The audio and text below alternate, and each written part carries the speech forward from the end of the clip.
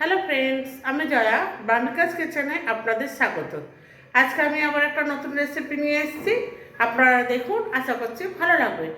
ভালো লাগলে অতি অবশ্যই লাইক শেয়ার কমেন্টস করবেন।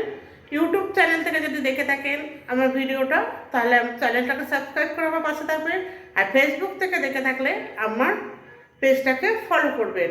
ঠিক আছে, আমার একটা অনুরোধ, প্লিজ কেউ স্কিপ করে দেখবেন না, এটা আমার অনুরোধ এবং রিকোয়েস্ট।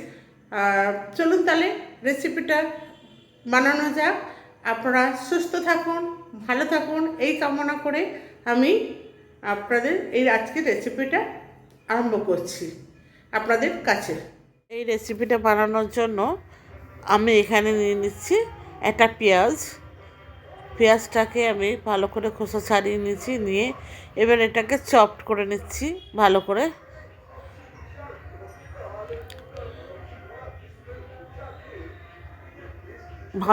চপড করে নিচ্ছি, দেখে নিন বন্ধুরা, এইভাবে চপড করে নেব। নিয়ে এটাকে আমি আলাদা রেখে দিচ্ছি, দেখুন। এবার আমি আরেকটা পেঁয়াজ নিয়েছি, নিয়ে এটা আমি মশলায় পেস্ট করব, সেজন্য এই পেঁয়াজটা কেটে টুকরো করে নিয়ে আমি মিক্সার বাউলের মধ্যে নিয়ে নেব। ভালো করে আমি টুকরো করে নিচ্ছি, বেশি বড় বড় ছোটো ছোটো করছি না, বড় করেই টুকরো করছি, যার কারণে আমি এটা পেস্ট করব।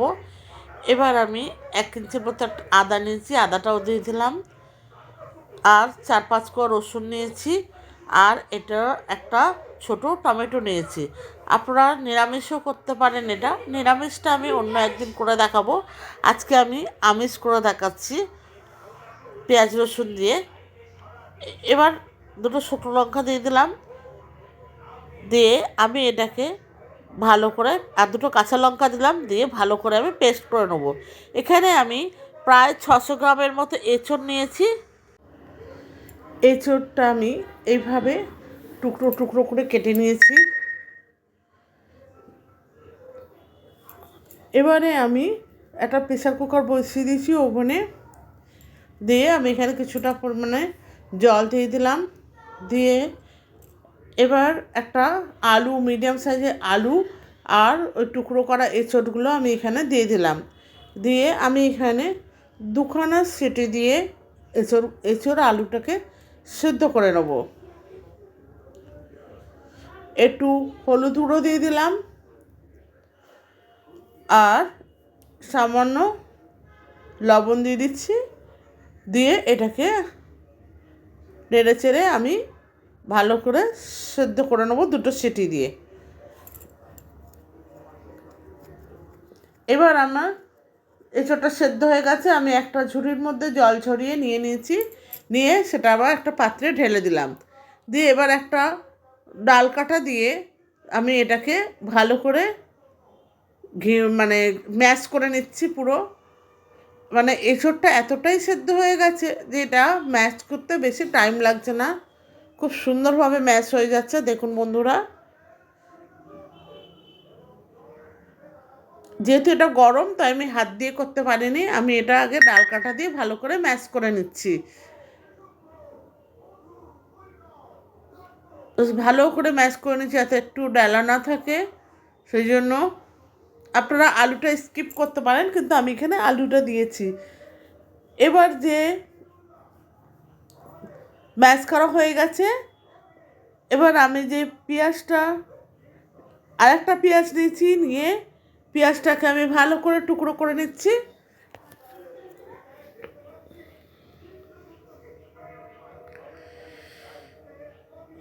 ভালো করে আমি চপ করে নিলাম, নিয়ে এই চপ করা পেঁয়াজটা আমি এর মধ্যে দিয়ে দিচ্ছি। আর আমি 3-4 কোয়া রসুন নিয়েছি, এই রসুনটা আপনারা স্কিপ করতে পারেন, এর বদলে আপনারা আদা ইউজ করতে পারেন, কিন্তু আমি এখানে রসুনটা দিয়েছি যাতে গন্ধটা ভালো আসে, সেই জন্য, বা টেস্টটাও সুন্দর হয়। রসুনগুলো তুলে আমি ওই ম্যাশ করা এঁচোড়ের মধ্যে দিয়ে দিলাম। দিয়ে এবার আমি এখানে দিয়ে দেবো স্বাদ মতো লবণ। আমি লবণ আগে দিয়েছি সেদ্ধ করার সময়, এবার আমি এখানে অল্প লবণ দিয়েছি। দিয়ে আমি এটাকে ভালো করে ম্যাশ করে নিচ্ছি আবার। যেহেতু গরম আছে, এখনও ঠান্ডা হয়নি, তাই আমি ডাল কাঁটাটা দিয়েই ম্যাশ করছি। এবার আমি এখানে দিচ্ছি লাল লঙ্কার গুঁড়ো,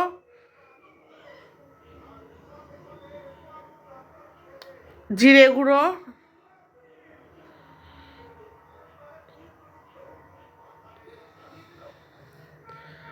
আর দিয়ে দিচ্ছি ধনে গুঁড়ো,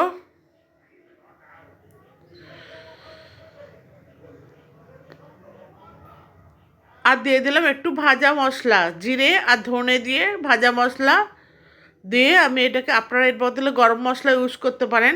ঠান্ডা হয়ে গেছে, এবার আমি এটাকে ভালো করে মেখে নিচ্ছি একটু, দিয়ে আরও আমি কিছু উপকরণ অ্যাড করব, দিয়ে একটা চামচের সাহায্যে আমি ভালো করে মেখে নিচ্ছি।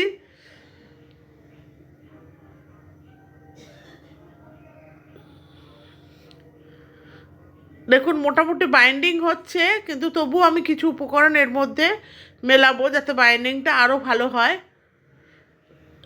এবার আমি এখানে দিয়ে দিচ্ছি একটুখানি বিট লবণ আর চাট মশলা।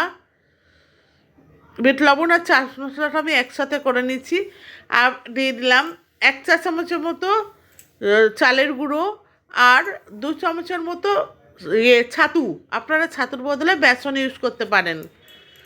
আর দিয়ে দিচ্ছি কাঁচা লঙ্কা, আর লাল লঙ্কা গুঁড়ো আমি একটু দিচ্ছি যেহেতু ঝালটা কম হয়েছে সেই জন্য। দিয়ে আমি এবার ভালো করে মেখে নিচ্ছি। প্রথমে এটা ঠান্ডা হয়ে এসছে, এবার আমি একটু হাত দিয়ে মেখে নেবো। হাত দিয়ে এবার একটু মেখে নিচ্ছি। দেখুন পুরো একটা ডোয়ের মতো তৈরি হয়ে গেছে, একদম পুরো শক্ত ছিল সেগুলো একদম পুরো নরম হয়ে গেছে। এবার বাইন্ডিং করতে খুব সুবিধা হবে।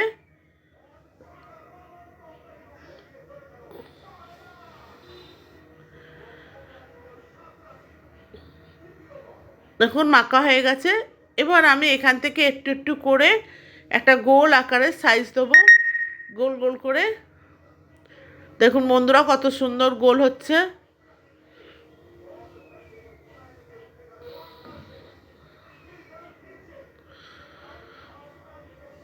এইভাবে সমস্তগুলোকে আমি গোল গোল করে পাকিয়ে নেব।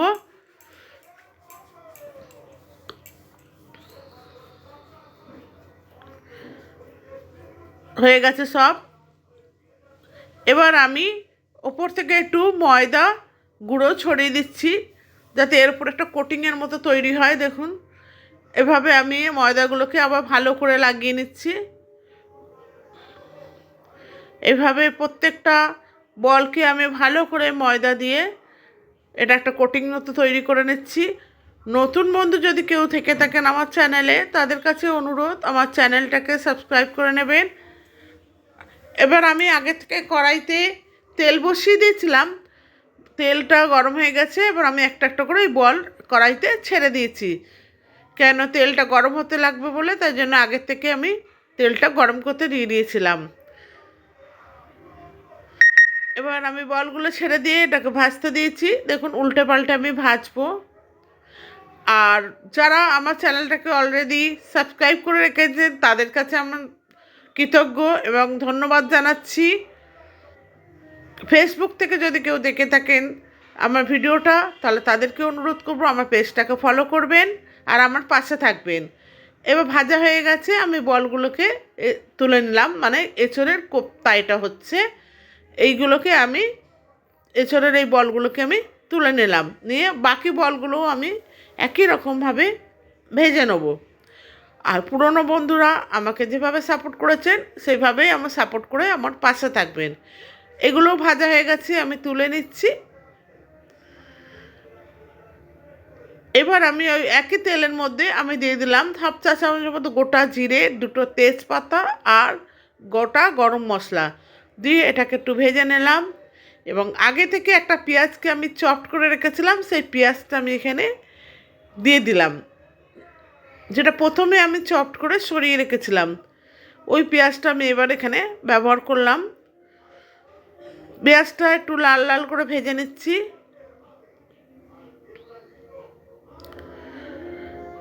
পেঁয়াজটা ভাজা হয়ে গেছে, এবার আমি এখানে যে মশলাটা পেস্ট করে রেখেছিলাম, আদা রসুন পেঁয়াজ কাঁচা লঙ্কা শুকনো লঙ্কা, সেই পেস্টটা আমি এখানে দিয়ে দিলাম।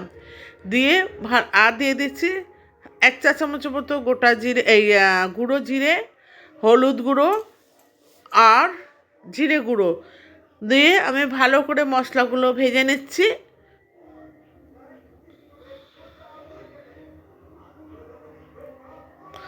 আর দিয়ে দিচ্ছি সামান্য লবণ, কেন লবণটা আমি আগে সেদ্ধ করার সময় দিয়েছি, তাই এবারে আমি অল্প লবণ ইউজ করলাম। ঝাল আর লবণটা আপনাদের উপর নির্ভর করবে, কারণ আপনারা যেমন ঝাল আর লবণ খান সেইভাবে। এবার আমি এখানে একটু জল অ্যাড করে দিচ্ছি।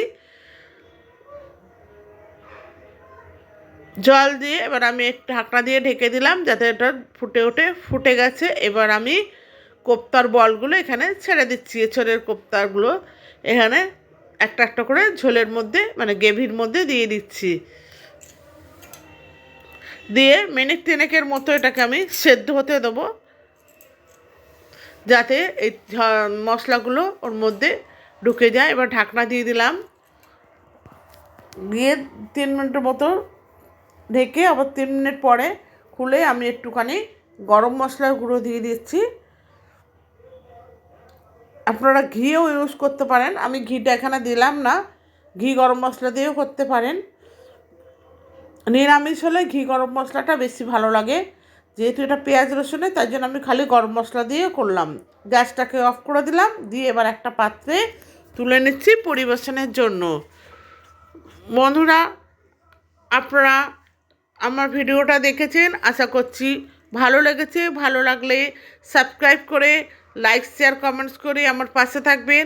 আর ফেসবুক থেকে দেখে থাকলে আমার পেজটাকে ফলো করে শেয়ার লাইক করে আমার পাশে থাকবেন। ভিডিওটি শেষ পর্যন্ত দেখার জন্য ধন্যবাদ।